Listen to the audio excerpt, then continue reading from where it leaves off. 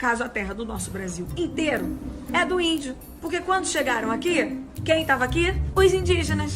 A terra é deles, amor. Se o indígena chegar na minha casa agora e pedir para dormir no meu quarto, eu vou me sentir na obrigação de abrir e falar assim, querido, entre. Pois é, com falas como essa, a Anitta abriu seu caminho no coração da floresta e desembarcou na COP30, a reunião da ONU sobre mudanças climáticas que acontece lá em Belém do Pará. Mas você sabe o que a cantora, a ministra do Meio Ambiente e o presidente da França têm em comum? Todos eles querem culpar o agro brasileiro pelas tragédias naturais do planeta Terra. Vamos começar pela Anitta, essa grande cientista da ecologia. A cantora defende que a sociedade brasileira adote uma dieta com menos impacto ambiental. Segundo a estrela do funk, nossa carne deveria ser muito mais cara. Afinal, nossos rebanhos consomem muita água dos rios, das chuvas e dos aquíferos naturais. Que se essas empresas estivessem pagando toda essa água no valor que realmente essa água merecia ser paga, deve ser paga, a carne não seria nesse valor. Seria muito mais cara. E aí a gente não teria um estímulo tão grande à agropecuária, né, como a gente tem hoje. Anitta, fique tranquila, não precisa taxar ainda mais a água das fazendas. Desde que o governo petista tomou posse, a picanha já ficou bem mais cara e, segundo o Datafolha, 6 em cada 10 brasileiros estão consumindo menos alimentos. Viu? Valeu a pena você ter feito o L. Mas enquanto o brasileiro comum se alimenta pior, a realidade da Anitta parece ser bem diferente. Tava só comendo vegano, não comi nada de origem animal, aí eu dei uma secada. Aí eu cheguei em casa, minha família fez eu comer churrasco, enfim. Já entendi. Dieta pra vocês, churrasco pra mim. Mas a hipocrisia nem é o maior problema da militância ecológica da Anitta. O perigo é quando ela desinforma as milhões de vítimas que a acompanham nas redes sociais. Essa parte eu estudei, vou falar de maneira bem simples, tá? O peido de uma vaca, ele é muito poluente para o nosso ar. Então, a cada vaquinha que está aí soltando os seus gases é um dano para o meio ambiente gigantesco. De fato, os bois produzem no seu processo de digestão muito metano, que é um gás de efeito estufa. Mas o metano tem uma característica que a Anitta parece desconhecer. Ele é um gás volátil, que fica só uns 10 anos no ar antes de se decompor naturalmente. Na real, o ciclo é bem simples. O boi come capim, a digestão desse capim produz gás metano. Alguns anos depois, esse metano se quebra em água e gás carbônico, e essas moléculas são usadas na fotossíntese para crescer um novo capim que outro boi vai comer, reiniciando todo o processo. Aqui no Brasil, um estudo publicado pela FGV apontou que 70% das fazendas de gado já opera com baixa emissão de gases do efeito estufa. Pra vocês terem uma ideia, de cada 10 fazendas pesquisadas, 3 capturam mais carbono da atmosfera do que emitem. E essa é a tendência: criação de gado mais intensiva, redução da idade de abate e aumento da produtividade. Tanto que em 3 décadas o rebanho brasileiro aumentou apenas 12%, enquanto a produção de carne mais que dobrou. E isso tudo com 33 milhões de hectares a menos de pastagem. Ou seja, além de alimentar o mundo, a agropecuária brasileira consegue entrar em equilíbrio com o meio ambiente, mesmo produzindo gases de efeito estufa. Uma situação bem diferente das grandes potências industriais do planeta que despejam sua poluição na atmosfera há décadas.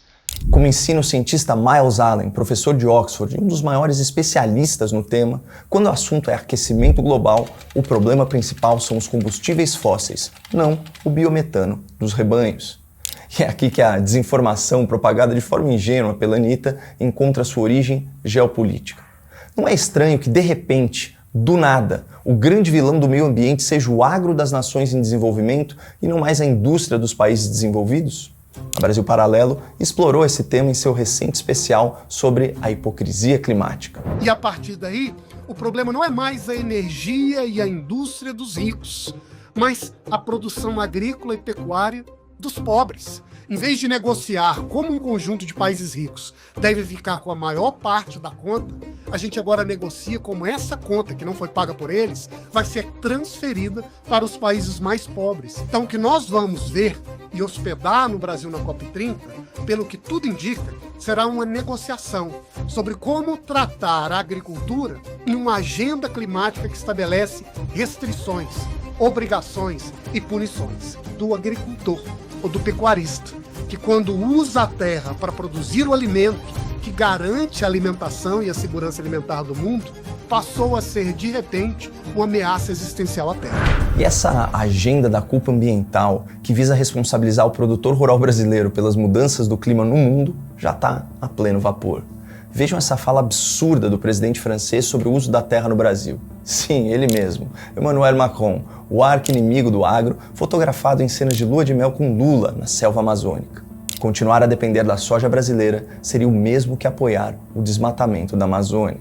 Bom, para começo de conversa, isso é fake news. A cultura da soja não está devastando a floresta e ocupa só 0,7% do bioma amazônico. Mas além de mentirosa, esse tipo de narrativa é hipócrita. Na Europa, os agricultores protestaram contra a obrigação de manter 4% da área das suas fazendas para preservação ambiental. Enquanto isso, no Brasil, o produtor rural é obrigado a preservar no mínimo 20% da sua área. Se a fazenda for no Cerrado, 35%. E se a propriedade for na Amazônia, 80% dessa terra é destinada à conservação. Com essa legislação rigorosa, na média, 49% do terreno dos imóveis rurais é de vegetação intocada. Mas diferente do europeu, que recebe subsídio do governo para preservar e ainda reclama, o agropecuarista brasileiro não ganha 1 centavo por isso e ainda paga imposto sobre toda a sua área. Ou seja, aqui no Brasil, a preservação ambiental é privatizada, mas não é remunerada. E ao invés de lutar por créditos de carbono ou alguma outra forma de compensação ao agricultor e ao pecuarista, o governo Lula decidiu abraçar a narrativa estrangeira e culpar o agro pelas mudanças climáticas.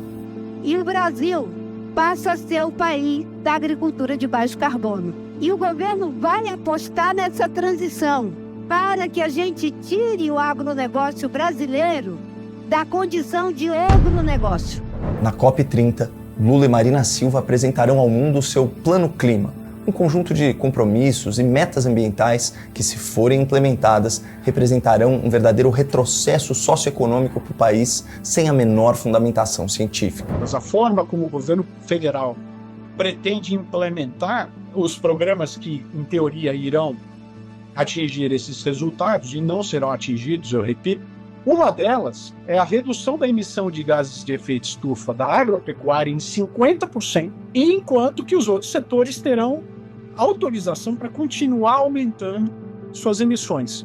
Em suma, as políticas climáticas implementadas de forma multilateral e, mais especificamente, dentro do Brasil, pelos grupos de interesses que comandam essa pauta, é a de inviabilizar o uso e ocupação da terra e, portanto, a maior vantagem comparativa que o Brasil tem perante o mundo. Fica mais fácil de entender o absurdo comparando a proposta do Brasil com a proposta da China, país responsável por 1/3 das emissões de gás carbônico no mundo. Até 2035, o Brasil quer reduzir a sua emissão de gases de efeito estufa em até 67%, com base em dados de 20 anos atrás. Já a China declarou que vai reduzir suas emissões em no máximo 10%. Isso com base no pico de emissões que pode acontecer até 2030. Ou seja, enquanto o país que mais polui no planeta se recusa a sacrificar sua economia para reduzir emissões, o Brasil faz o oposto e com base na premissa falsa de que o agro é inimigo do meio ambiente. Porque, como o senhor colocou, parece que o setor do agronegócio não tem a ver, é contrário, faz oposição ao meio ambiente sustentável, que não é verdade. Faz não, você não acabou de ver. Veja, o agronegócio, sabe, que é fascista e direitista. O Plano Clima, apresentado na COP30 pelo governo petista, coloca o grosso do desmatamento ilegal na conta do agro, desrespeita a soberania do nosso Código Florestal e não considera as áreas preservadas nos imóveis rurais, o sequestro de carbono nas plantações, o ciclo do metano na pecuária, o plantio direto nas lavouras e o uso crescente de bioinsumos e biocombustíveis.